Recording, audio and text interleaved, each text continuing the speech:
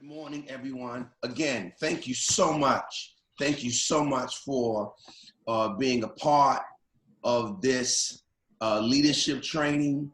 It's going to bless your life. Making this type of sacrifice on a Saturday morning is certainly great because this is the day that you probably want to do some errands and some other things, some other activities, but I appreciate you taking time out of your Saturday morning to be a part of this. This is certainly going to be a life-changing class, and this is the second installment of 5 on disruptive leadership.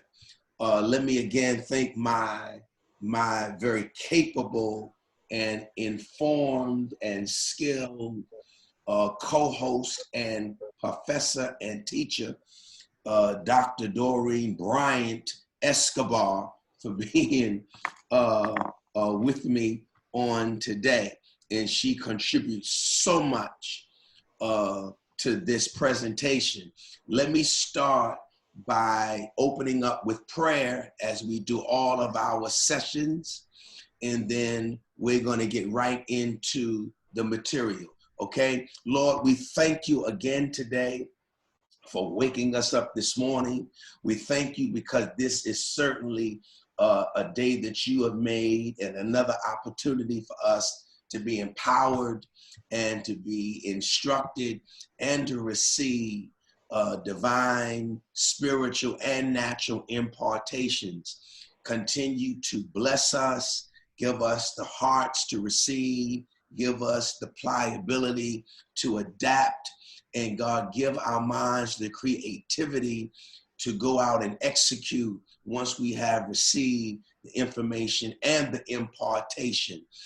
Knowing you, of course, the way that I do, I know that what I have prayed and what I have decreed has already come to pass. We're just waiting for it to manifest. We thank you in Jesus' name. Amen, amen, amen. All right, let's get directly into it. I pray that everyone had a wonderful, restful evening and a wonderful morning thus far, and hopefully we do not add too much stress to that. Let's go back, though, to our points on last week, or let's take a brief recap of what we discussed on last week, of course, by defining leadership, the nature of leadership and the nature of God, of course, God as leader, and then our scripture reference was the Genesis 1:26 text. And then, of course, we gave you some examples of leadership, and Doreen so eloquently gave us 8 methods of leadership. All right, so let's go and define leadership again, and we defined it through Northhouse, who said leadership was a process, and he says that leadership was an individual who could influence another person or another individual toward a common goal. So in Northhouse idea of leadership, leadership was a process where an individual could influence another group of individuals or an individual toward a common goal.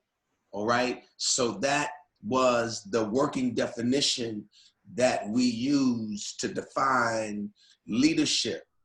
All right, and of course, the disruptive aspects that we went into was someone being able to kind of change the trajectory of any group, any setting, any corporation, any business, because I'm going to do all that I can to make this also secular as it is in this spiritual space or religious space. All right, so these leadership tools that we're giving you can be used in both settings, okay? In the religious setting, also in the secular setting. And of course, when we look at influence, we're looking at this influence from a positive posture and perspective more so than a negative one, though it could be negative. It could be negative. When you look at influence, we normally tend to like influence to be reserved for the senior leader, because anytime the senior leader has the power or the influence or the wherewithal to get people to work together, we see that individual, that singular individual, basically as the dominant one.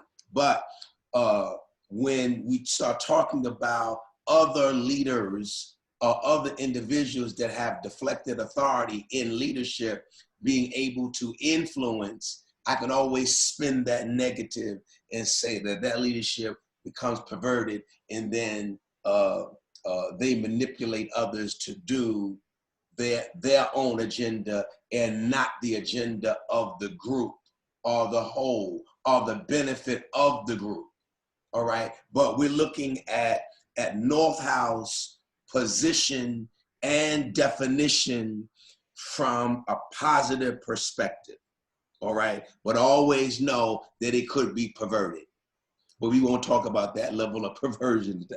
All right, now the nature of leadership and the nature of God and God as leader, God being the first leader. We see God as being the first leader in this particular motif. We see God as being the first leader.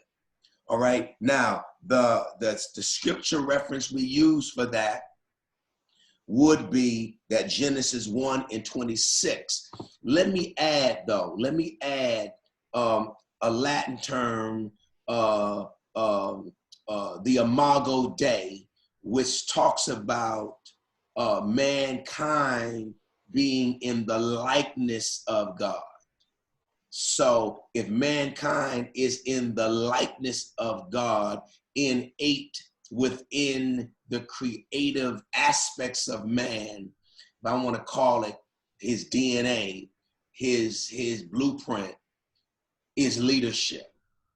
And I guess that is correct when you think about when God says he will have dominion and he will rule and he will be over. Those are positions of leadership, but he gets that image, or he gets that resemblance from God. Okay, so the Imago Dei, and that spell IMAGODEI. Okay, it may not be particularly on the slide, but that's my fault. It's not Doreen's fault. That's my fault. All right. So we look at the Imago Dei in light of Genesis 1:26. Let us make man in our image and in our likeness, and then let him have dominion. Okay. So when we look at, and I'll come back to that because there's three aspects of a leader that does mirror God, and that's mental, moral, and social. Okay, but I'll come back to that when we start dealing with apotheosis, but I'll come back to that. But I want to just drop that in there, the Imago Dei, the image of God.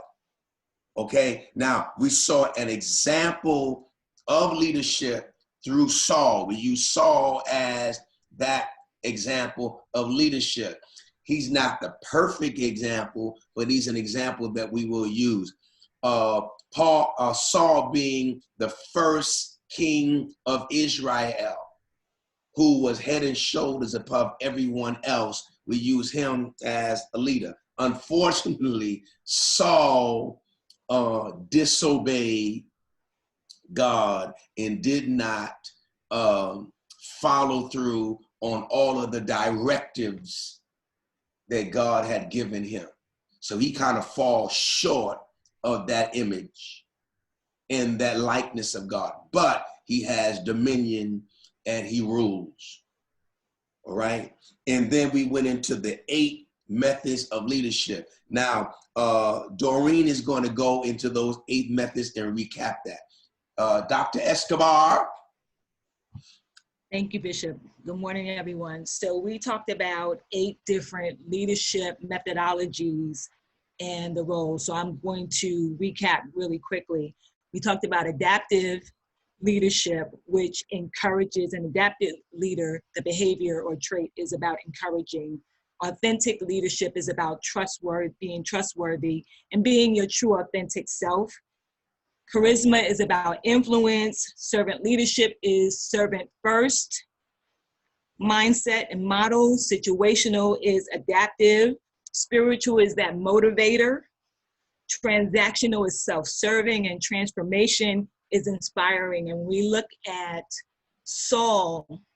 Saul went from being powerless to powerful, and that fine line of dominion can play out in a myriad of ways when you look at him. And I liken him to transactional. In many ways, he was very self-serving. And when you look at some of the other kings that followed him, particularly those from Israel, 19 in terms of the theological assessment of them, they were evil and did what wasn't right and pleasing in God's eyes. So I liken that also to that transactional, self-serving type of leadership. But we'll focus more and we'll go into the power construct that we talked about in the nature of leadership and force and coercion and what that looks like. We're going to delve deeper into that during this session. Okay, the learning outcomes for today. We're going to discuss the impact of hegemony on the society and the church. We're going to also examine the effects of colonial rule and its contribution to systemic oppression. And we're going to determine our response to the colonialist thought. And then we're going to give you some other book references or literary references. Okay, so let's transition into, we're going to start the colonialism and the post-colonialism context, but let's first start with Bell Hooks' statement of absence of choice. Let's talk about Bell Hooks' statement of absence of choice. He says being oppressed means the absence of choices. Being oppressed means the absence of choices. I want you to think about that. Being oppressed means the absence of choices. Means that when you don't have power or you don't operate in authority and someone else is over you and you become the oppressed, you don't have many choices. Okay? I want you to think about that. Now, that also can lead us into micromanaging leaders, or leaders that are micromanagers, who are over you, who are always constantly looking over your shoulder, not giving you the bandwidth or the latitude or the flexibility to lead. They're constantly over you. Now, being oppressed means the absence of choices. I want to look at something. Micromanagers are micromanaging leadership. They need the control of everything, which can be an oppressive style of leading. When they got to have control of everything, I mean, they just got to dominate. They got to dominate in thought. They got to dominate in the ideas. They got to dominate how the ideas are executed. They give no bandwidth. They give no freedom. Now, some people like oppressive leadership, and others rebel against it. I don't think I could handle being under an oppressive type leadership style because I'm too creative. oppression, that type of style stifles, stymies your ability to create, okay? Micromanaging leadership style, it's not suitable for followers and can lead to low productivity. Mm-hmm.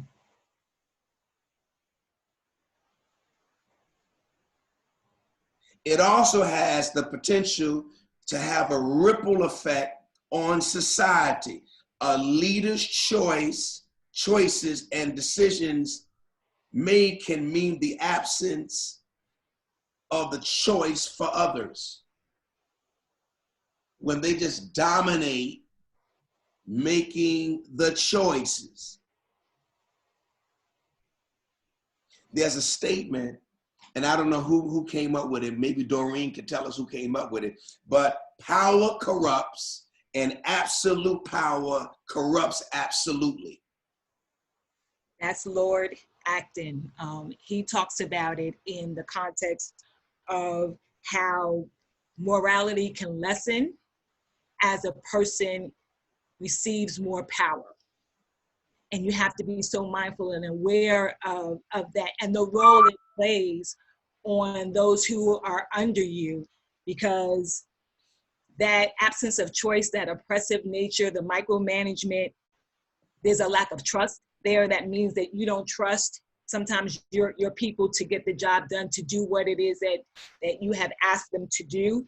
That also leads to anxiety. It leads to low morale. It leads to low productivity. There's a term that's used, cognitive dissonance, and that's more like a psychological term that's used. It's a belief system that inconsistent thoughts and beliefs and attitudes, the behaviors and decisions are affected by it. And the example that I would use for it is, we'll take smoking as an example. When people smoke, that's the behavior.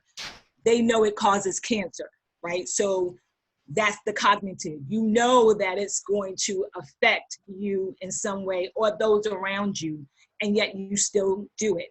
Same thing with micromanagement. You know that if you're controlling, that you're taking away the ability to choose and to flow freely in your respective gifts. So your those who are under you, you're limiting them, which causes anxiety. But you're aware of it, but you still continue to do it. So even that's another thought process that we can consider with this, as well as, the power corrupts, absolute power corrupts absolutely. Leaders must have a trustworthy inner circle. You must have a trustworthy inner circle. You must have people in your inner circle that can speak truth to power. Right.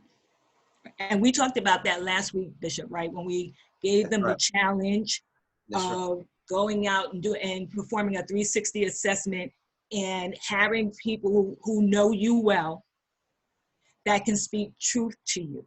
That's right. And tell you that the style of leadership you think you're applying to your life and to your workplace is not really who you are, or yes, it is. But here's some areas that you can grow and develop in. You need that trustworthy circle. Jesus had a circle around him, right? Moses had a circle around him to help him judge and govern. And so we need that as well as leaders. Now, the only problem with the Moses, me and Doreen will show you, is the Moses motif, is that sometimes we tend to put people around us that's going to think exactly like us. Yes. And that's not healthy as a leader. You cannot put everybody around you that's enamored with you and that is so into you that they cannot speak truth or cannot be transparent with you about what they see, what they sense, what they feel, even the direction that they feel that the organization or the department is going in.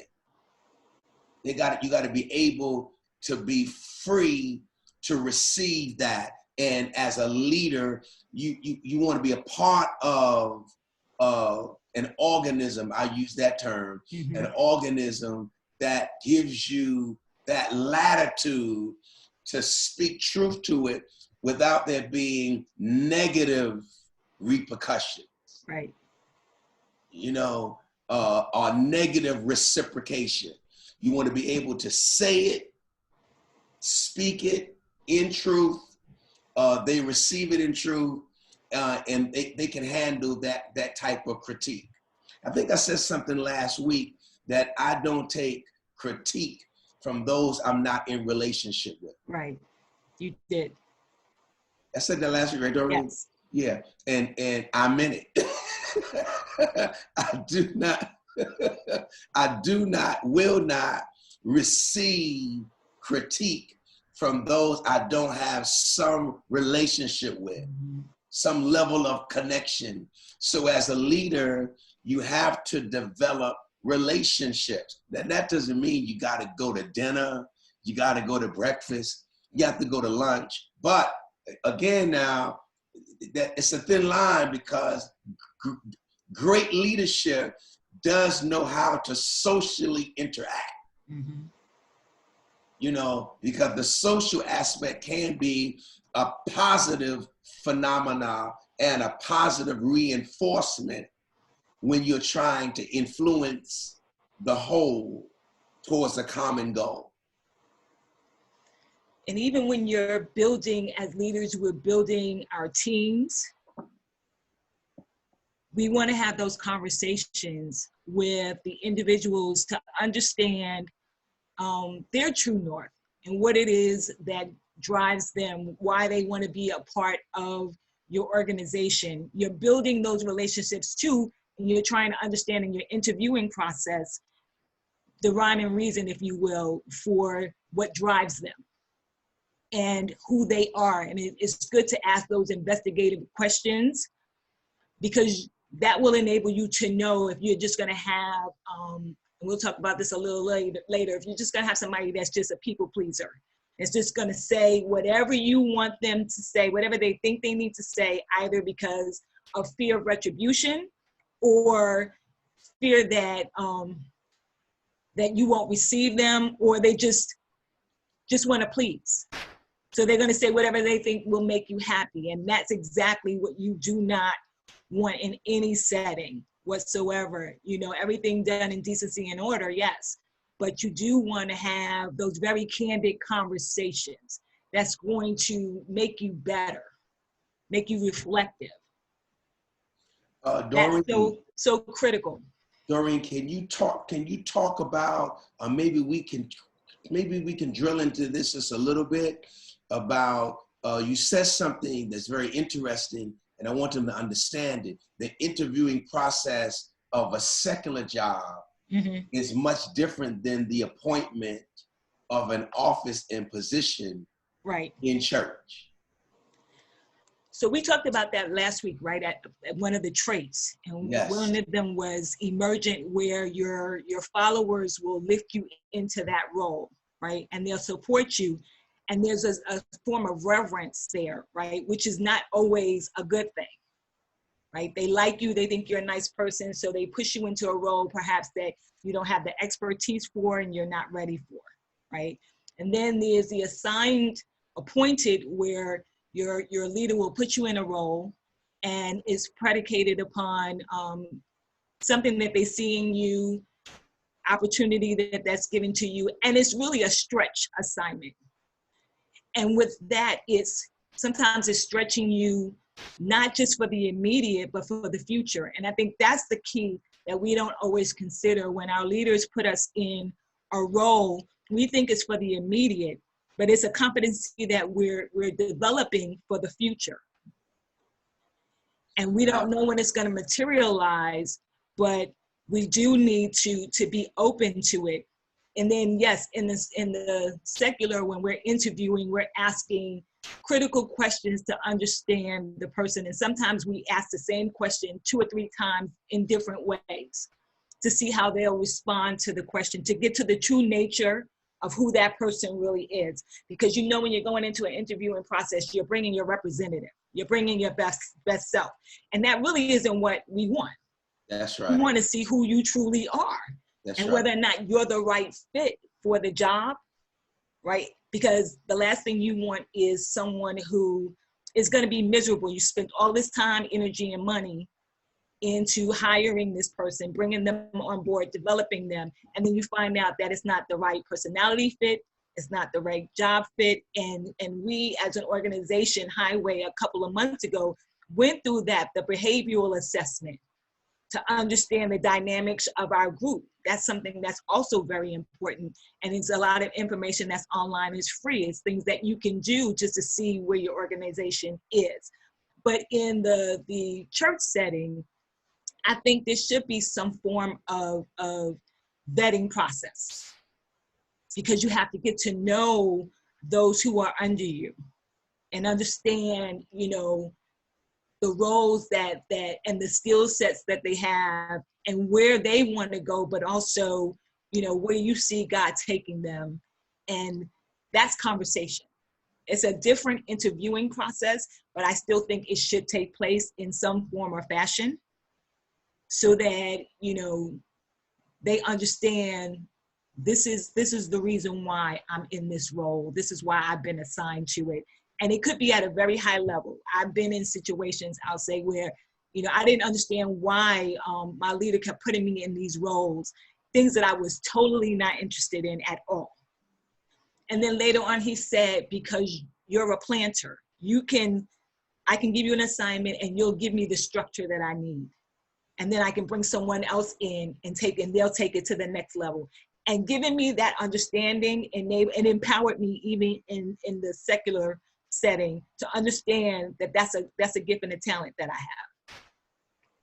Sometimes we make mistakes as a leader, particularly as a senior leader, of misinterpreting potential for gifting. Just because you have the potential doesn't mean that you actually fit in every single role that I may appoint you in. You may have the passion, you may have the excitement, you may have the drive, but you don't actually have the skill set.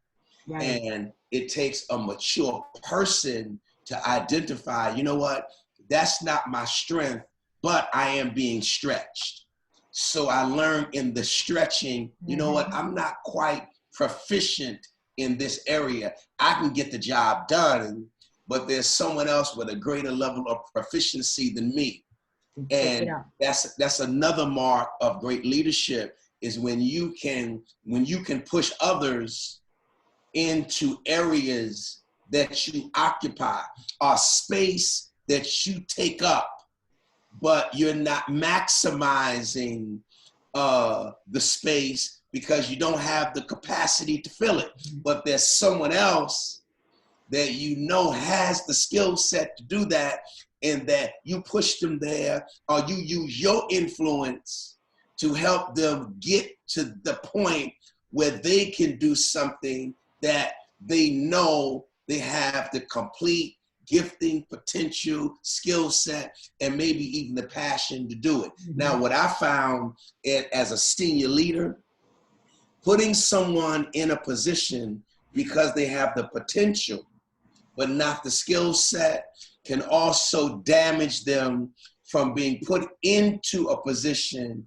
that they can be much successful at. Because maybe Doreen can speak to this as well as we start vetting through. African-American people don't like failing in anything they do. They don't like to fail.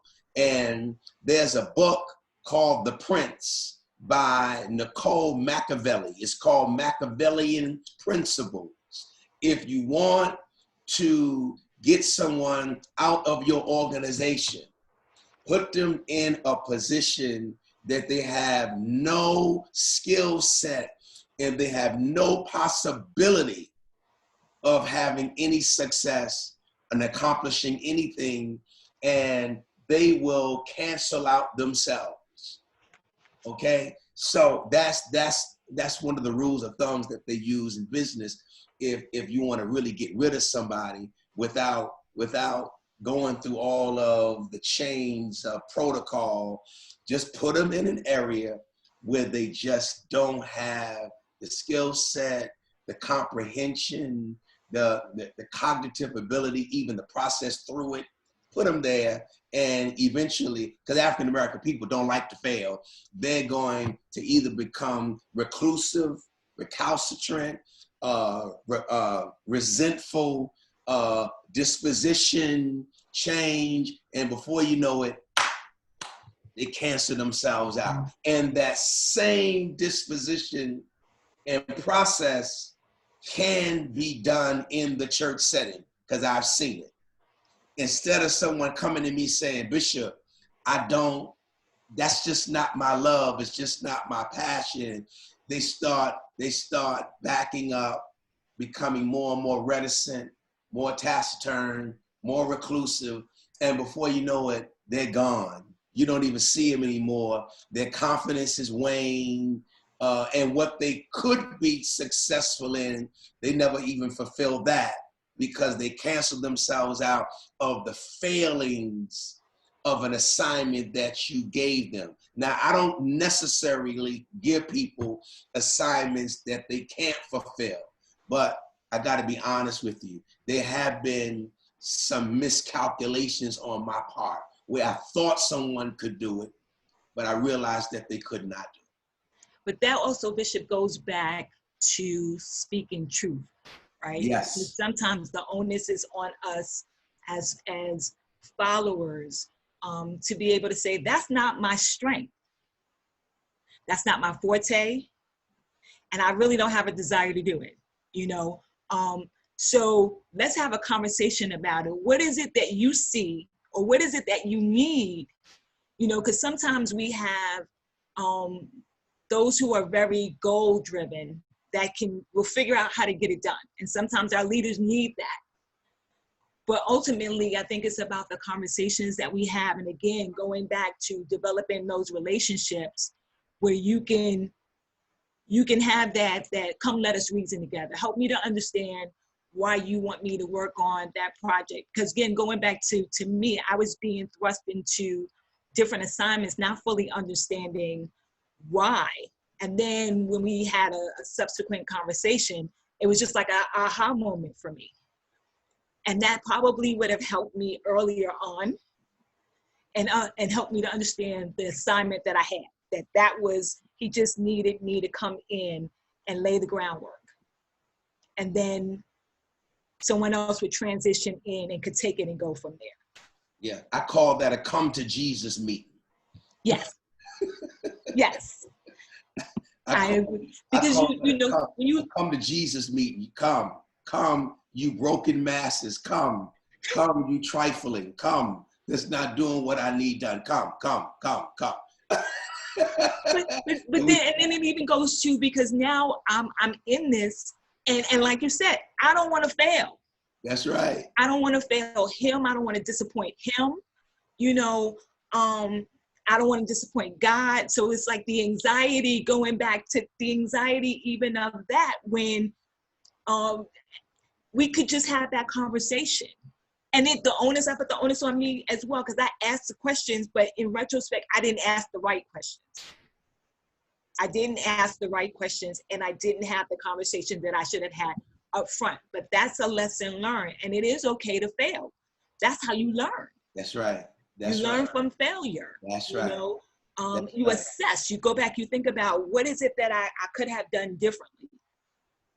You know, I don't understand why we as leaders, and again, Doreen, I need us to speak to this, drill into this as well. The whole idea that asking a question is a sign of ineptness or weakness, when asking a question really is a sign of strength. And again, the motif for that model of leadership has to be Moses. Because when God asked Moses to lead, man, I ain't gonna get into it too early, but Moses has no problem saying to God, God, you're asking me to do something that it takes the proficiency of articulation to do. And I don't necessarily speak well. I don't talk well. I haven't taken the English classes, and I'm not good at that. Mm-hmm. And yet Moses says, you know, you may need to get somebody else to do that. Now, this is God who has created Moses's mouth, mm-hmm. knows Moses's potential, knows Moses's gifting, and yet Moses is saying to God, I'm not proficient. I'm not that good. I'm not good at that. So it's not why choose me, Lord? There's nothing wrong with asking a question to the supervisor, mm-hmm. or the senior leader or the person over you. Why did you select me? It's not a sign of weakness. It is a sign of strength. And it attaches to them now the responsibility of making sure that you properly train. You know, now they have to take some money and invest in your development. A lot of times people don't invest in your development because you come across as though you don't need no investment of development. But if we are honest, listen, I don't have that skill set. I don't have the tools in my toolbox to do that. Can you invest in me? And if you invest in me, I won't let you down. And if I can't do it, I'll come back and tell you that I can't do it. But give people, those senior leaders over you, the opportunity, particularly when they're mentoring you, give them the opportunity to make an investment in your development, because we all need to be developed. We all need to be developed. Micromanagers don't invest in the development of others. They're only concerned about maintaining the power themselves. And that goes against the Jesus model of making disciples, or, in other words, making leaders, causing someone to be a resemblance or a reflection of who you are. Jesus taught them. He spent time with them. He developed them. Mm-hmm. He allowed them to make mistakes and then correct it. You know, because he knew that his time was short. He knew he was going to have to send them out. He knew there was going to be a time when he would not be with them. So he enabled them to be prepared to move out and lead on their own. And I think that's the thing that's so important for leadership is you're not leading others to keep them with you forever. I think we need to lead with the mindset that eventually they will leave us and go on to do and have their own opportunities to lead in their own settings. And that's that mentorship that is so needed, you know, in so many areas. You have to be able to mentor and be willing to mentor those who are under you and allow them to fulfill their dream. And Bishop, you're going to talk about it later, but just that ability to not, you know, be selfish, where I'm only going to develop you to this extent, because I know if I really pour into you, then I'm going to lose you. And that mindset is not what's needed. The mindset is, I'm going to develop you so that you can go out and do what it is that you need to do. And then the next person will come in and I'll develop them. And in developing them, I become developed as well, because each person is going to come in with a different need, and it enables you to grow as the other person is growing with you, right? And again, that's relinquishing that oppression, that's relinquishing the power, and that's working together in unity for the greater good of all. Yeah. I don't ever want to be blamed or accused of holding anyone back. And anyone that has been connected to my leadership any length of time at all. Promotion, advancement is always at your access, or should I say, it's accessible to you, but it's up to you. Because I'm going to give you every opportunity to succeed and every opportunity to fail. I don't want nobody around me forever. I want you to be the best. Go as quick as you can, but go with the proper tools. That's my issue. I need you to go out prepared. Don't go out half-cocked. Go out prepared. Go out with the proper training. And I think that is another issue that I think Doreen will speak to also, is she said it, and I wanted her to lay on it a little bit more. This correction piece. We don't like correction at all. And you know what? Maybe we don't like it because we don't do it with the idea that North House had.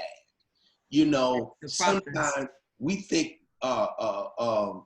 being hard and being driving and being abusive, we don't call it that, but that's what it winds up being, hard and always on somebody, that's making a leader. I don't think so. I think that there has to be a balance. You can't have too much of one and not enough of the other, and you can't have too much of the other and not enough of the, it's gotta be, you know, correction and discipline, it has to be meted out. And unfortunately, leadership training, and Doreen will get into this, leadership training is much like a manual of raising children. There is no perfect manual. No one has come up with the perfect strategy to develop leaders and also to raise children. It's almost a crapshoot, but you find principles that best meet certain personality traits, right, and you infuse those principles into those personality traits, and hopefully and prayerfully it maximizes that person into becoming a great leader. Because the Bible even tells us an evil man can have a good son, and a good man can have an evil son. So you can't say one size fits all. Mm-hmm. Some of this material that we're giving you, it's going to help some of you, and some of you it may not do very much. You may have to go to another leadership seminar, and there's some other different principles being taught that you gravitate to. That's another good trait of leadership, helping you to find what the cornucopia of principles that you can apply to make you a better leader. It's definitely, remember we said last week, there's over 200 definitions of leadership. And if you did a search in Google, there are over 1 billion results that will come up if you just typed in leadership, right? So it speaks to the fact that this is a hot topic, has been for decades, right? And that whole process of growing and learning and developing, the leader that you are in your 20s, if you're a leader, will be different than the leader that you are in your 50s, right? And all of that learning and the process that you go through, it all enhances it. But I want to go back to something that you said, Bishop, about you not wanting to keep me forever, right, under your leadership. I want to put another perspective to it. We have an image up here from bell hooks, and we put these different things that contribute to, images that contribute to oppression, right?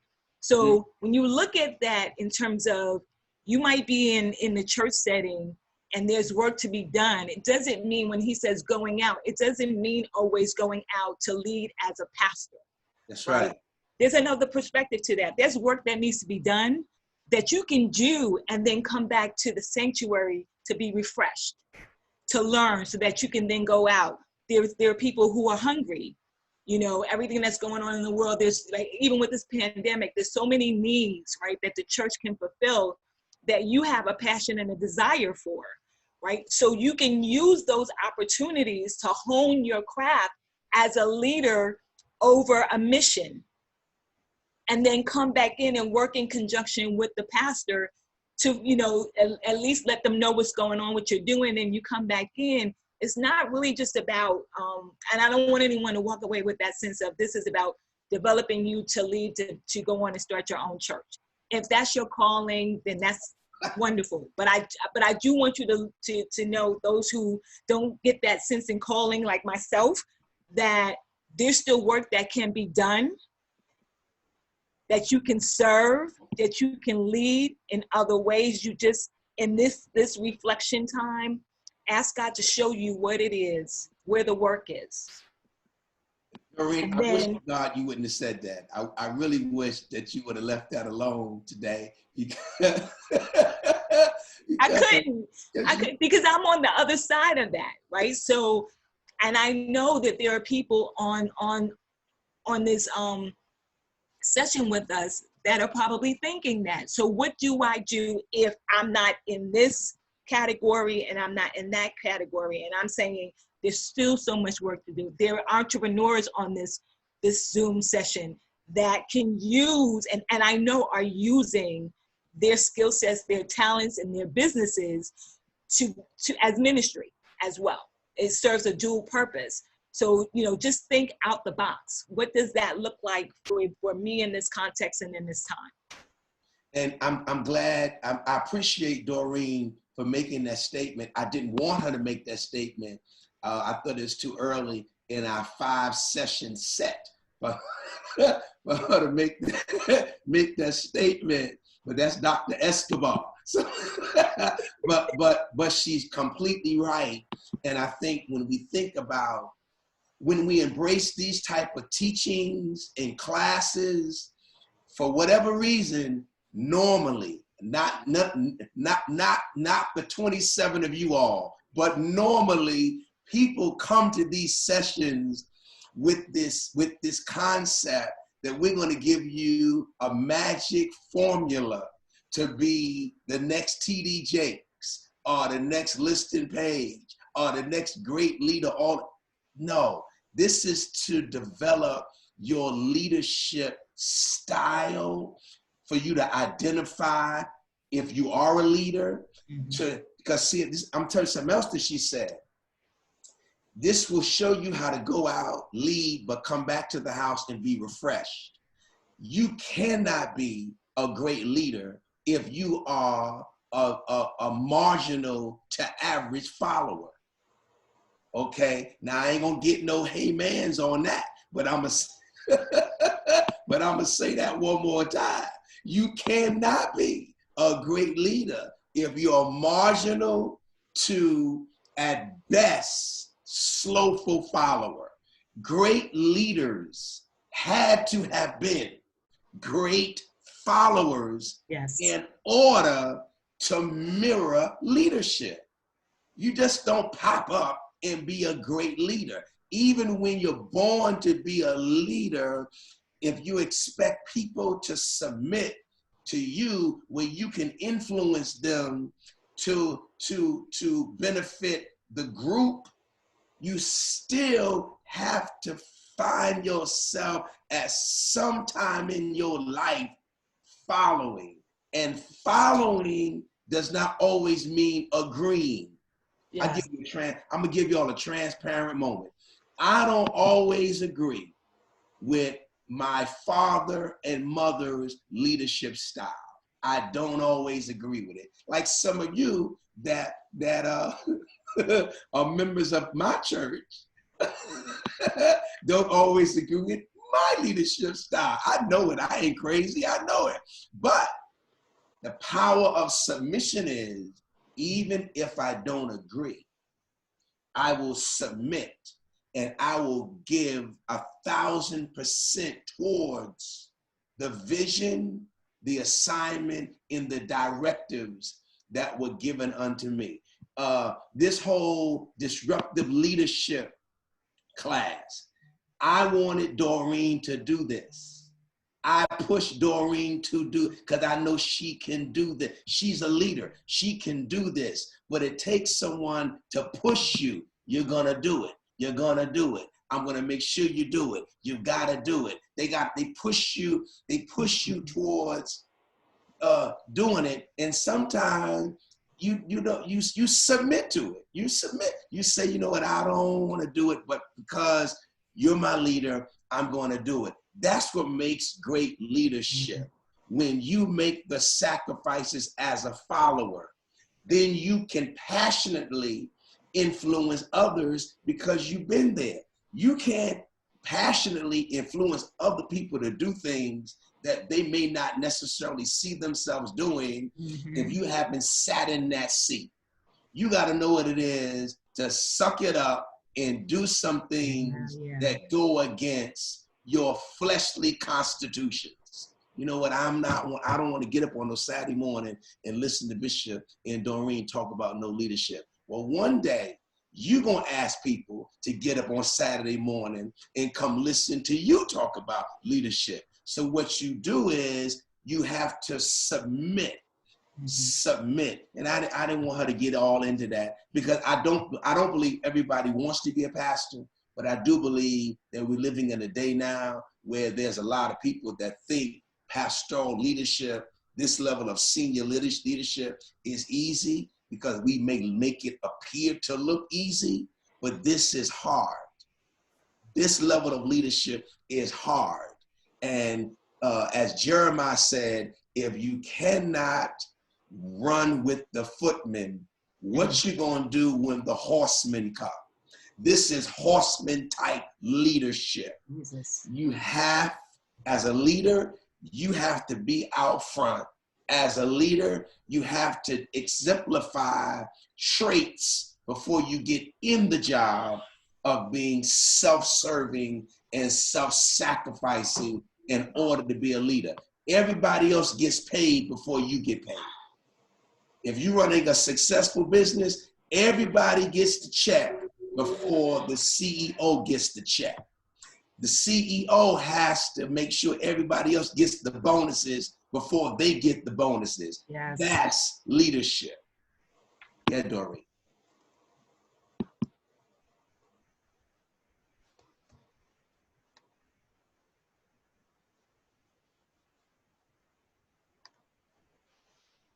So we talked about hegemony and what that looks like, dominion over, pulling from Genesis 1. And it is what God ordained, but I personally, I believe that we've taken it out of context. And we see that when we start talking about and delving deeper into colonialism, we see how we've distorted the very fabric of what God has ordained in terms of dominance. It is not to oppress. Right. And yet that word has been used within that context, and it has been exemplified over the years of the power structure. We talked about that the last time, the paradox of power. And just going back to a reminder of Henry Nouwen, when he talks about the temptations of being relevant, the temptation of being popular, and the temptation of having power. And that last one, when Satan says to him, takes him up to the highest pinnacle and tempts him, that's something that we have to be so mindful of, because that highest pinnacle in the minds of many is my ability to dominate one over another, the ability to use force if necessary, the ability to control. That's a high pinnacle for some people. And that's not, what we want. And sometimes we're doing it and we don't even realize, again, going back to that micromanaging, we don't really even realize that that's what we're doing to others. But I just want to share a quick evolution of the word hegemony and how it has translated over time. So it started out as a political, economic, military predominance or control of one state over others. Then it moved into the control over a group within a society, And now it exerts undue influence within a society. And these are all of the things, the evolution of what we see happening today. It really is about limiting someone's alternative ideas and their practices, and it's restrictive in the civil, religious, and social settings. An example of that might be in media, right? Media is huge for us now, particularly, we're using social platforms now more than ever, and it's amazing how those of us who really didn't gravitate to social media, we're using it now by virtue of the fact that we have to.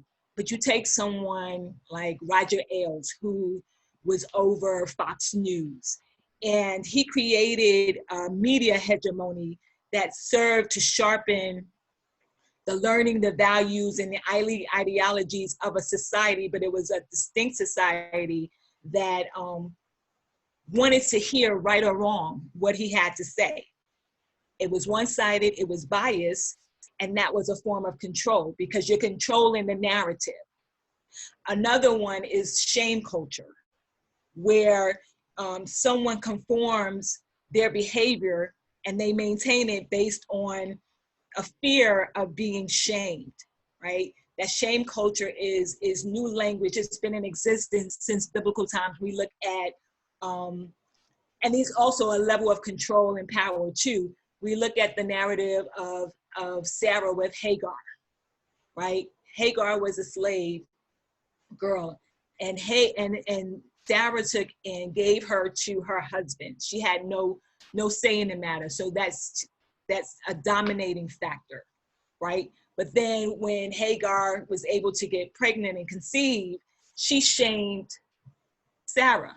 But Sarah was already shamed by the fact that she couldn't bear children, even though God said she would.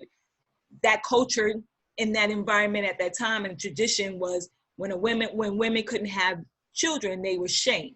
So it's a form of shaming that still exists today. It's evolved over time and it takes on different meaning, but we have some origin that we can look to in the Bible, and we can get an understanding of what it is and how we must, be so conscious of it. The other one, which kind of leads us into the colonialism, is the governmental structure and how Babylon was able to come in and dominate Israel.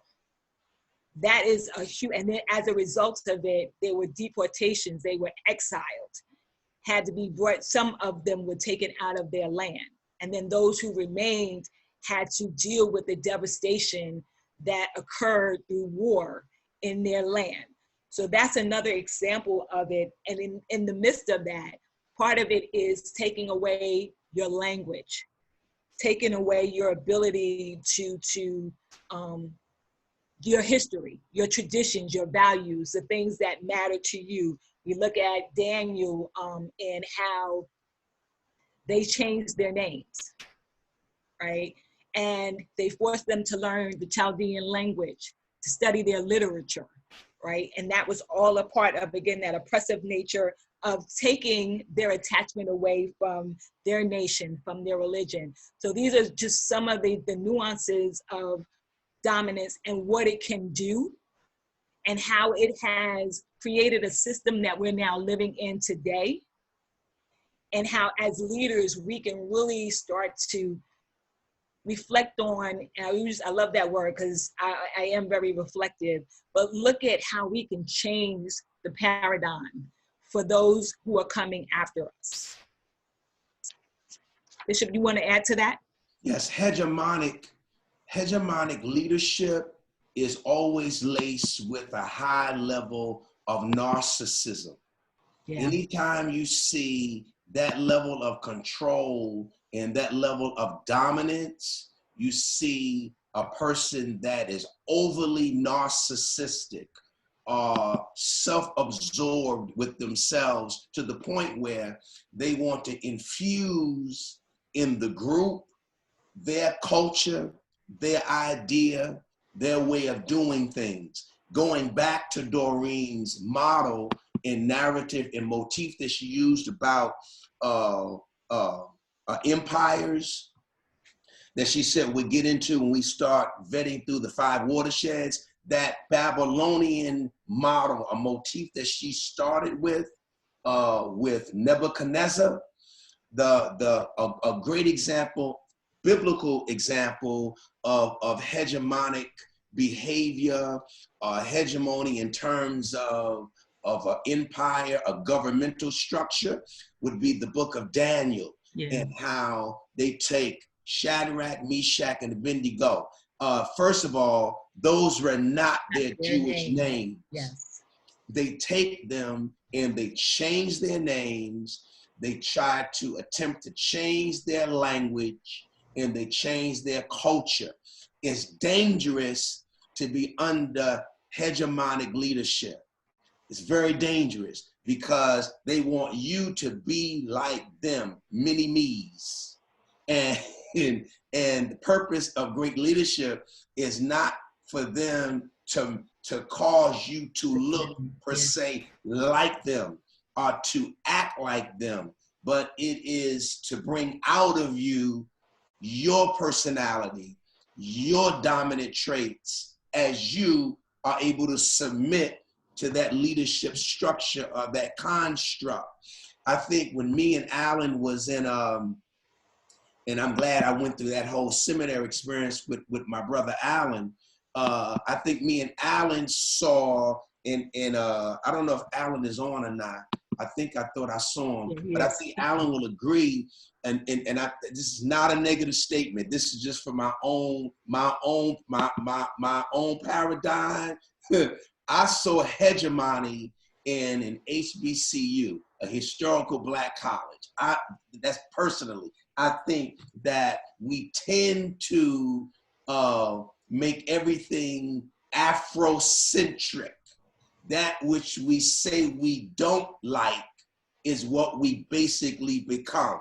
We push the Afrocentric thought. We push the Afrocentric culture. Nothing wrong with that, but it is a light jaded form of hegemony and hegemonic thought when you're trying to influence those that come in a university to learn, but you slant everything over into making it about Afrocentrism, which is important. Yeah. And I know we've always been on the back burner, so now the oppressed has become the oppressor. Yes. But do you think that's also because we get so caught up into a Eurocentric mindset that we tend to get lost in the sauce? And I'm using a simplistic vernacular here, because oftentimes, a lot of times HBCUs, the reason that the thrust of Afrocentric thinking is because many have been assimilated to another mindset, and they're trying to ensure that you do not forget, or even to put the predominance of that mindset before Eurocentric thinking. So I do understand why some HBCUs do it, but then there are some who are overdoing it, and everything, because at Virginia Union, I can say Virginia Union because I know that context, everything was Afrocentric. The library was Afrocentric. When you walk on the campus, everything is, you didn't see nothing white on the campus. The only thing you saw white was the tablecloths on the table. So I understand, but and all of our professors that we had at Virginia Union, most of them only pushed African American writers. So, and then we know there, so the mindset was know you're Black, understand you're Black, and put the Black thought forefront. So that I do see the praxis of that hegemony in there.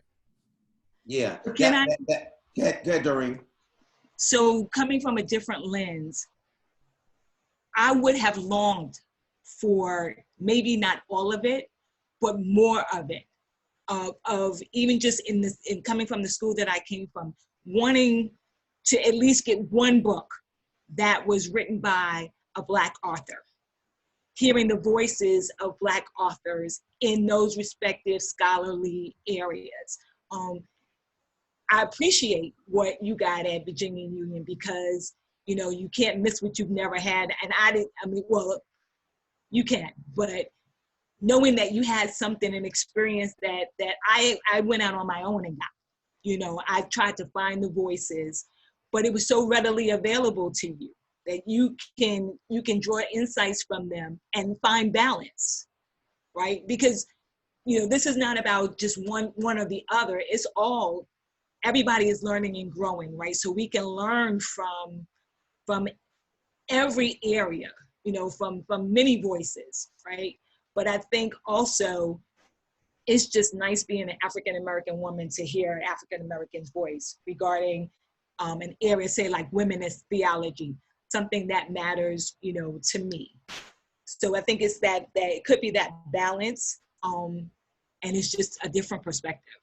Well, had you gone to Virginia Union, you would have heard womanist theology, Negro theology, any kind of theology that's got to do with people of color. You would have heard it, which I agree is great.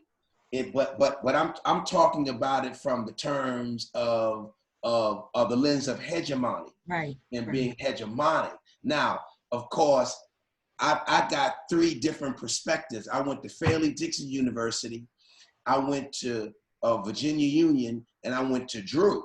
Now, all three of those, believe it or not, are totally different experiences. Yeah. Fairleigh Dickinson was predominantly white. Virginia Union, that's all Black, and Drew, that's ultra liberal.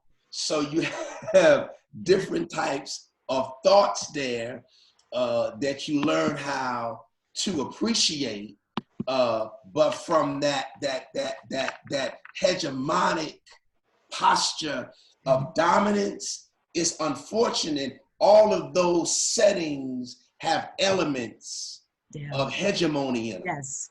Because they push their perspective as being the right perspective.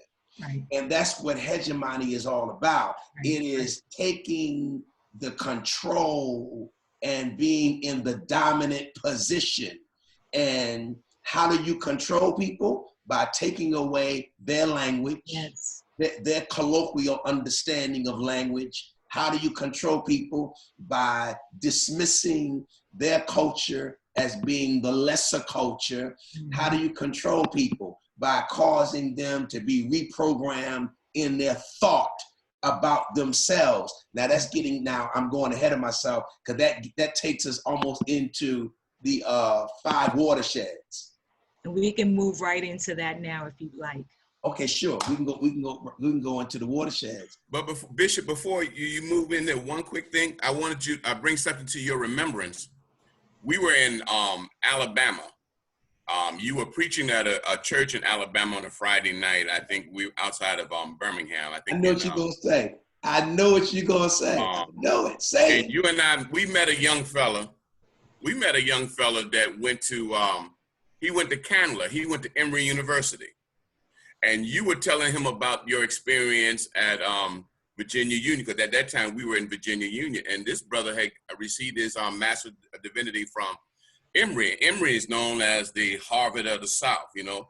So he says to you, I sure wish I could exchange places with you by going to an HBCU as opposed to going to Emory, because he said during his 3 years at Emory, they never talked about African American. They pushed everything Eurocentric, all the white writers, very few. He had to take a Black class in order to talk about Black studies. But all the professors did, they pushed all white literature. So I think you have been privy to, I guess, 3 perspectives, and it made you more of a rounded theologian, as opposed to that brother who was saying he wished he had the experience that you had, as opposed to knowing all the white writers in literature and had more and been exposed to more Afrocentric reading. All right, I'm done now. No. Everyone should feel free. See, that goes back to me and Doreen's leadership style in our class. we don't want this just to be a time of just lecture, but this is the time that we all should be able to share, because we learn from one another. Sorry, y'all. My finger's going too fast. It's going too fast? I'm here. All right, so we're back. I just personally, my experience dealing with our people, it's different. And then, like Alan said, coming from an overseer, coming from a perspective where everything was evangelical. Yeah. For me, my learning experience was based on evangelical voices.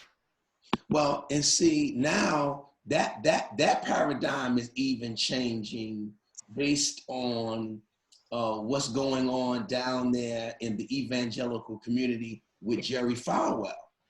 You know, that's taking a shift with him having to step down because of some inappropriate behavior. Now, I don't want to get too far into that, Doreen, but me personally, I'm grieved by it because everybody makes mistakes. I know that everybody, nobody is exempt of making a mistake and falling. All of us could fall, and we all want to fall. In some situations, we ain't trying to fall, we diving, we want to fall.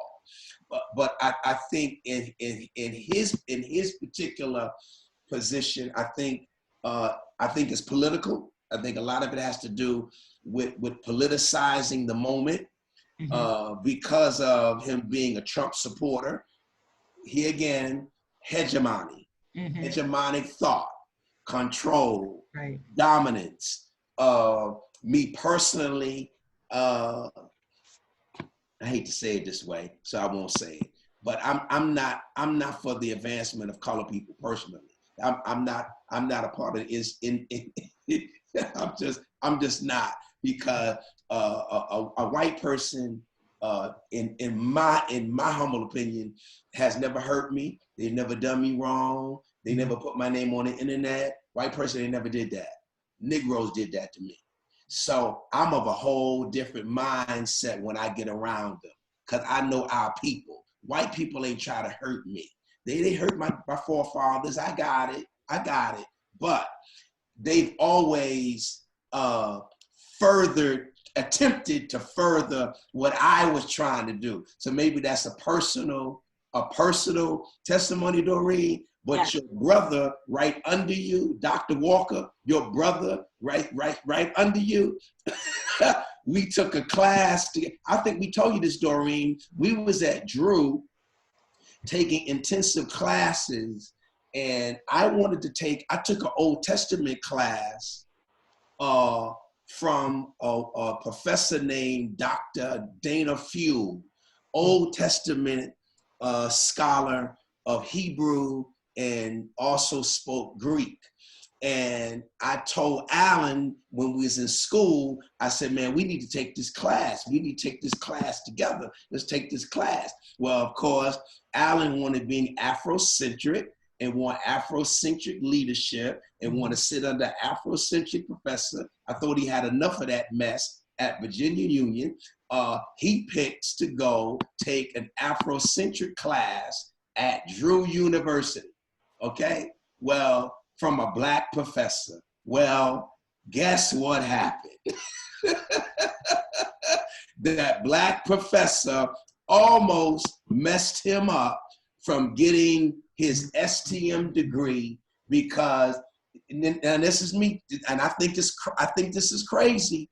If you write a paper and you go to your professor and ask your professor, listen, I don't like the grade I got. Can I redo my paper? Well, every white professor I ever had told me, yeah, Liston, you can redo your paper. And I tell you what, I'll give you a choice of whatever paper, whatever grade, I'm gonna give you the choice. Well, the Black professor, you know what she told Alan? Let me tell you what she told Alan. She said, you can write the paper over, but if the grade is lower than the first paper, I'm gonna give you the lower grade.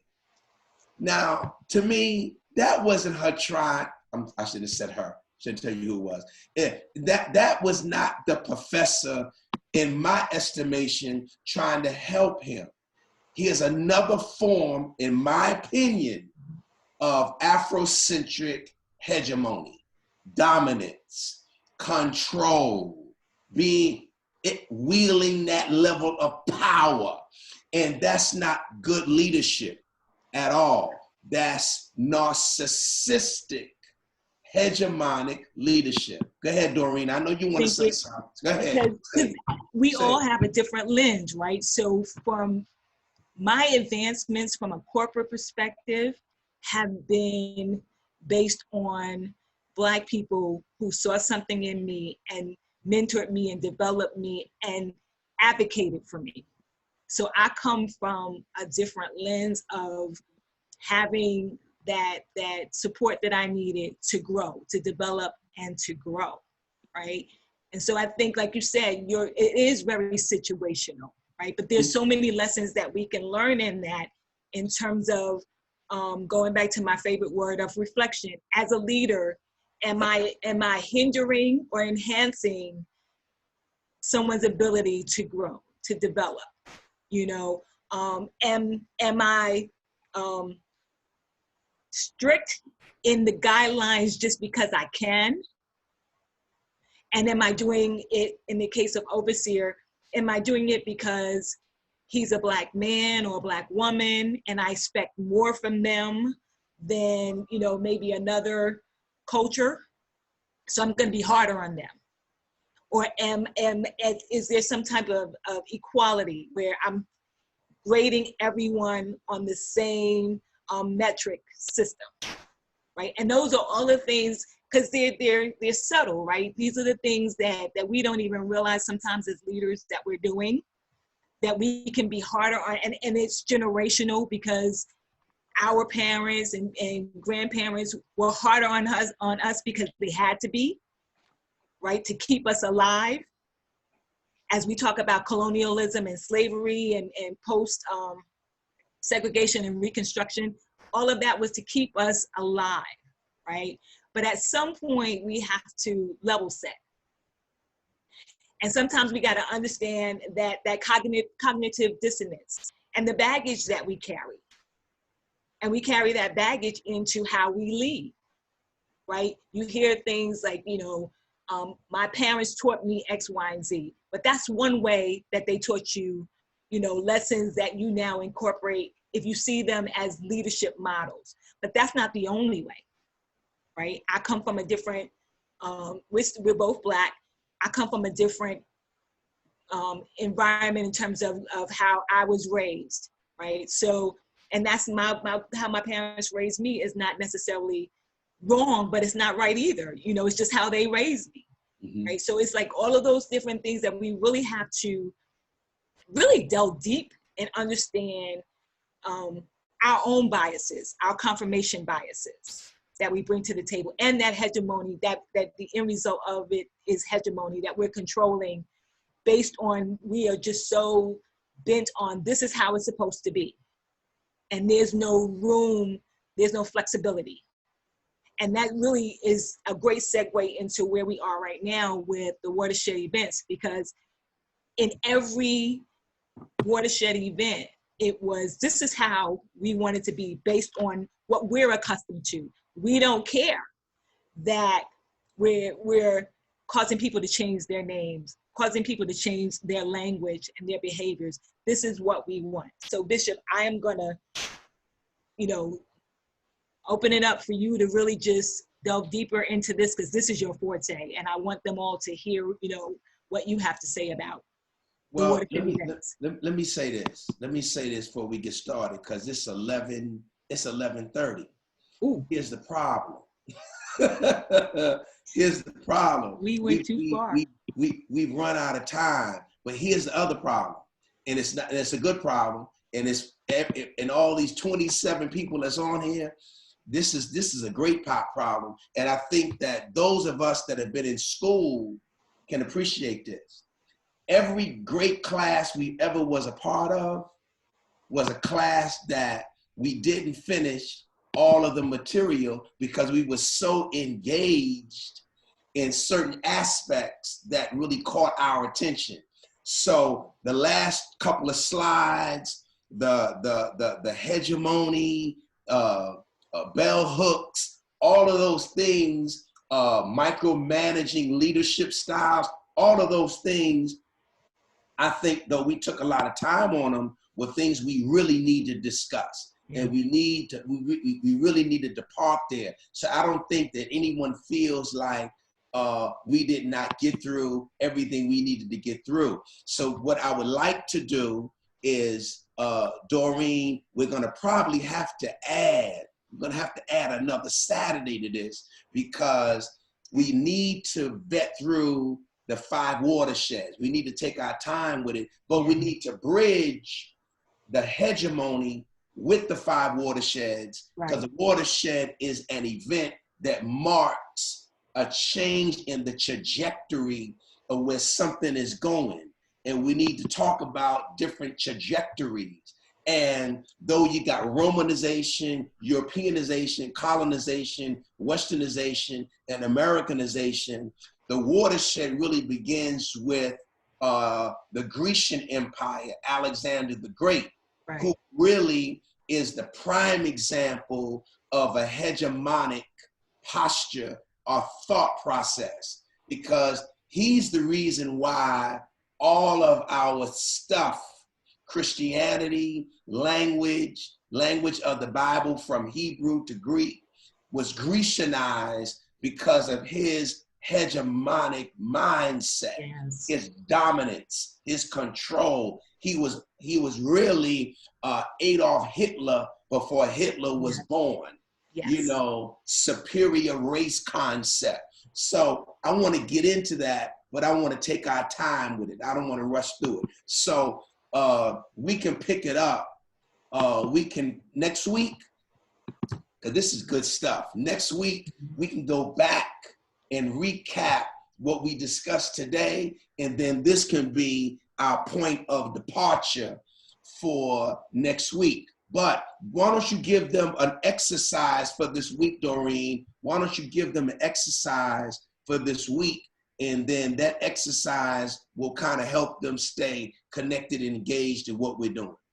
All right, I'm gonna jump ahead.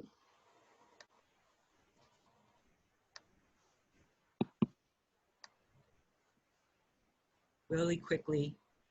So the challenge for this week, last week, as we talked about, you had the 360, you all are working on that. The challenge for this week is understanding your bone of contention.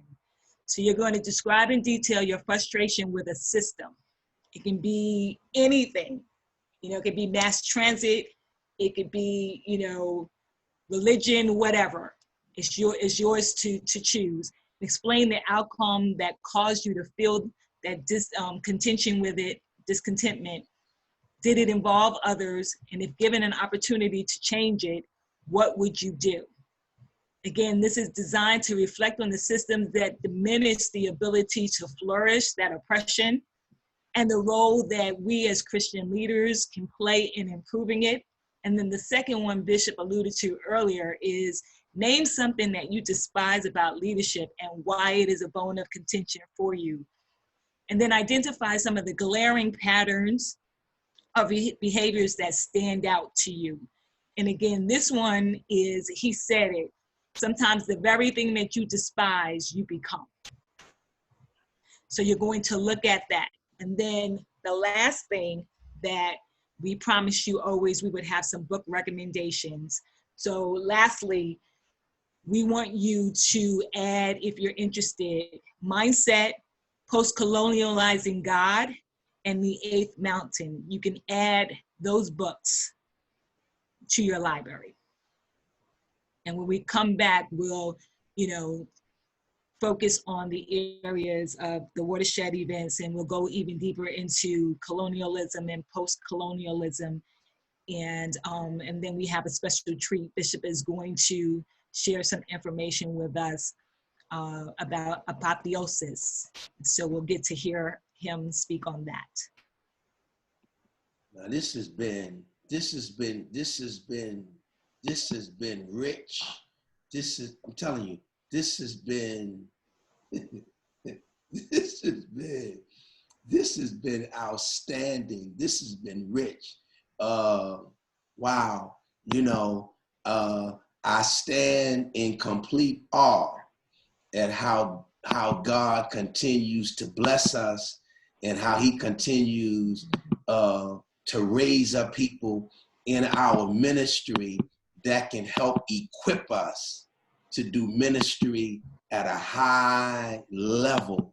And I thank Doreen for her insight, for her teaching, and I'm extremely grateful for all of you, yes, all of you that trust us with your Saturday morning, yes, that we can impart this information to you.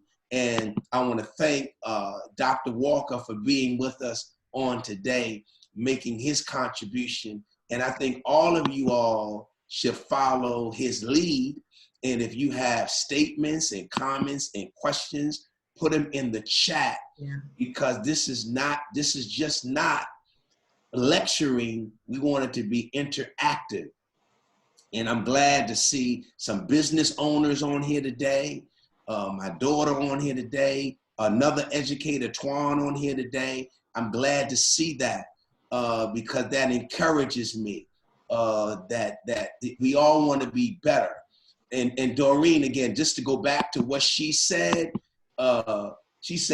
this teaching is just not to develop people into the mindset of being a senior pastor, but you should be able to take these lessons and apply them across the board in your life, how to be an effective leader, a person of influence, and then you can always go back and get refueled. Even as a professor, take some other classes to be refueled. That's what great leaders do. They are always pouring into themselves, trying to find another venue to get more information to make themselves better. All right. Thank you all so much for your time. Now we got to prepare. Well, I have to prepare to go into our noonday prayer. Okay. But we'll be back on next Saturday, same time. Frankie's going to open it up for you now to register. I would like you, if you could, do me a favor. This is for everyone. Do me a favor. Can you invite somebody to come to class with you tomorrow? That's your only assignment outside of what Doreen is giving you. Invite one person. I didn't say you had to make them come, but invite one person to come sit in class with you tomorrow. I mean, not tomorrow, next week. Well, tomorrow too. But I promise you, they will be blessed.